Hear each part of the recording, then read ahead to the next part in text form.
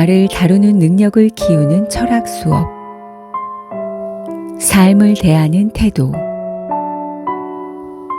지혜로운 사람은 침묵에서 배운다.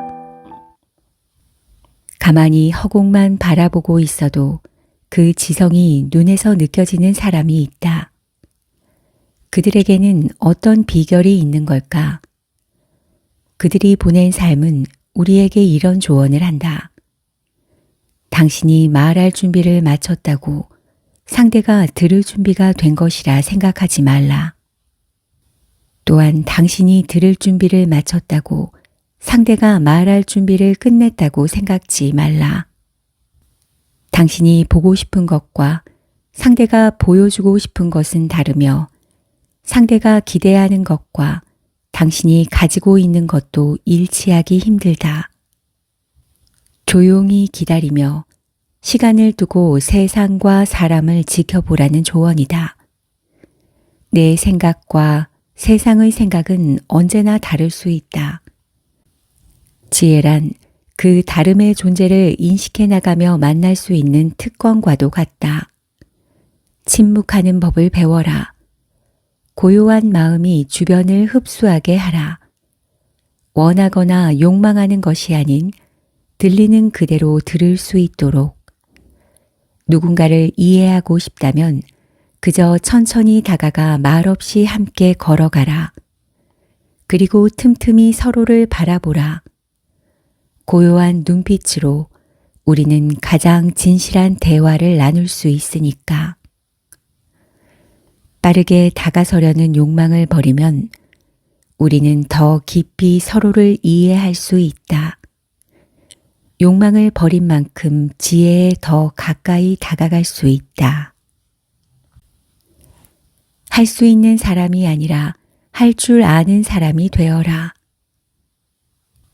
의식적인 행동을 무의식으로 바꾼다는 건 무엇을 의미하는 걸까? 쉽게 예를 들면 이렇다. 내가 사는 동네에는 특이하게도 3개의 서로 다른 음식을 파는 식당을 혼자서 운영하는 사장이 있다.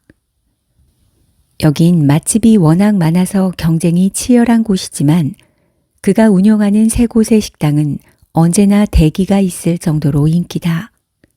메뉴도 참 다양하다. 놀랍게도 그는 태국식, 미국식, 유럽식 이렇게 완전히 다른 메뉴를 파는 식당을 운영하고 있다. 전혀 다른 3가지 음식으로 동네를 장악하고 있는 셈이다. 나는 관찰을 통해 알아낸 사실이지만 그가 3곳의 식당 주인이라는 사실을 아는 사람은 별로 없다. 상상도 하기 힘들기 때문이다. 하루는 그를 만나 비결을 물었다. 그러자 그는 놀라운 대답을 들려주었다. 세상에 음식을 잘 만드는 사람이 많아요. 식당 운영을 잘하는 사람도 많죠. 하지만 저는 다른 것을 매일 자신에게 주문합니다. 할 수 있는 사람이 아니라 할 줄 아는 사람이 될 수 있게 해주세요. 그의 말처럼 세상에 무언가를 할 수 있는 사람은 많다. 하지만 할 줄 아는 사람은 극소수다. 요리를 할 수 있는 사람은 많지만 요리를 할 줄 아는 사람은 별로 없고, 마케팅을 할 수 있는 사람은 많지만 마케팅을 할 줄 아는 사람은 극소수다.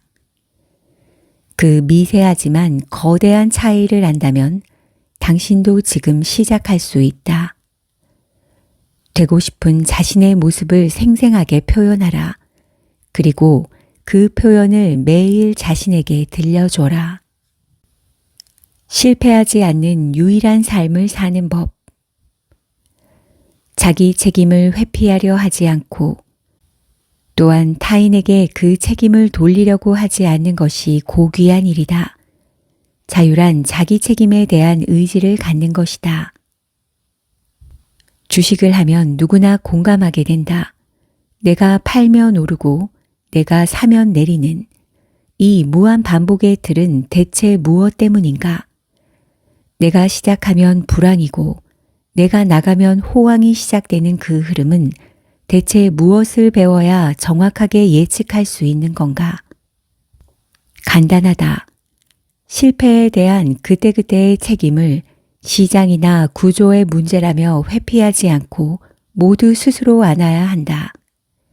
책임을 안지 못하면 그 뼈아픈 실패에서도 우리는 무엇 하나도 배울 수 없다. 실패를 소중히 여기며 책임을 안을수록 점점 실패하지 않는 인생으로 이동할 수 있다. 주식을 비롯한 각종 재테크, 트렌드와 컨텐츠를 분석하는 안목, 우리가 중요하게 생각하는 분야에 대한 전문성은 무언가를 배워서 얻을 수 있는 게 아니다. 실패를 대하는 자신의 태도를 바꾸면 공기의 흐름이 바뀌듯 자연스럽게 얻게 되는 것이다. 배워서 얻으면 경쟁의 길에 들어서게 되지만 실패를 대하는 태도를 바꿔서 얻는 것은 우리에게 누구도 대체할 수 없는 유일한 삶을 허락한다. 나만 아는 것이기 때문이다. 원하는 것이 무엇인지 제대로 알면 필요한 것을 쉽고 빠르게 살 수 있지만 자신이 무엇을 원하는지 모르면 가장 비싼 것에만 시선을 빼앗기게 된다. 그게 바로 목적이 분명한 삶에 어떤 후회와 변명도 없는 이유다. 당신이 누구든 자신의 실패에 대한 책임을 모두 스스로 떠안는 것이 성장의 시작이다. 모든 이의 삶은 불안해서 더욱 사랑이 필요하다. 삶이 아무리 불완전할지라도 우리는 그 불완전함마저 사랑해야 한다. 우리는 누구든 다른 사람들과 함께 어떤 일을 해내며 산다. 작가도 마찬가지다. 글은 혼자 쓰지만 책으로 만들어 세상에 소개하려면 반드시 출판사에 있는 직원들과 소통하며 일해야 한다. 그런데 출판사는 다른 직종에 비해 자주 이직을 하기 때문에 글을 쓰는 입장에서는 조금 불안할 수 있다. 갑자기 담당 편집자가 바뀌면 서로의 이해도가 낮아서 책이 제대로 나오지 못할 가능성이 높아지기 때문이다. 그래서 나는 계약을 할 때마다 농담처럼 묻는다. 이 출판사 오래 다니실 거죠? 최소한 이 책 나올 때까지만은 다니셔야 합니다. 하지만 삶이 어찌 예상대로 될까? 가끔 중간에 이런 제목으로 도착한 편집자의 메일을 받을 때가 있다. 마지막 인사를 전합니다. 읽어보면 이직을 알리는 메일이다. 그럴 때 기분이 안 좋거나 작업을 다 마치지 않고 이직하는 그가 미울 수도 있다. 하지만 나는 그럴 때 오히려 그에게 이런 내용으로 답장을 보낸다. 그간 정말 고마웠어요. 다른 곳에 가셔서도 지금처럼 멋진 모습 보여주시길 소망합니다. 떠나는 그의 마음이 얼마나 힘들고 불안했을까. 나는 그 마음을 본 것이다. 이미 자리를 비워서 그가 내 답신을 영영 읽지 못했을 수도 있다. 하지만 그럼에도 나는 내 마음을 보낸다.